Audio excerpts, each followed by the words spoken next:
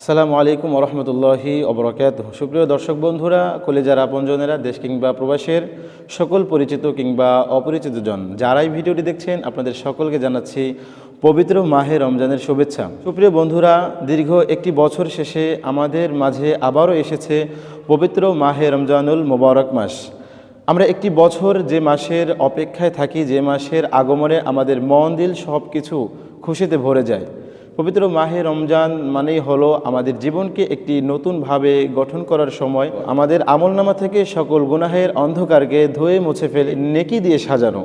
পবিত্র মাহে রমজান মাস আমাদের জন্য আলাদা একটা নেকি অর্জন করার মাস। রিসেন্টলি আমাদের দেশে বাংলাদেশ জাতীয় সংসদ নির্বাচনকে কেন্দ্র করে আমাদের অনেকেরই একটু ব্যস্ত সময় কেটেছে। আমরা অনেকেই নানাবিধ কার্যক্রম নিয়ে ব্যস্ত ছিলাম, কিন্তু রমজানের এই আগমনী মুহূর্তে আমাদের সকল ব্যস্ততাকে উপেক্ষা করে আসুন আমরা সকলেই রমজান মাসকে ইবাদতের ভিতরে কাটাই। আমরা প্রত্যেকেই আমাদের হারানো স্বজনদের জন্য দোয়া করব। আমরা প্রত্যেকের জন্য বেশি বেশি করে এই দোয়া কবুলের মাসে দোয়া করব। অনেকেই আমার বন্ধুরা বিভিন্ন জায়গায় তারাবির নামাজ পড়াবেন। সকলের প্রতি আহ্বান করছি যে যেখানে আপনারা আছেন প্রত্যেকের জায়গা থেকে একে অপরের জন্য দোয়া করবেন।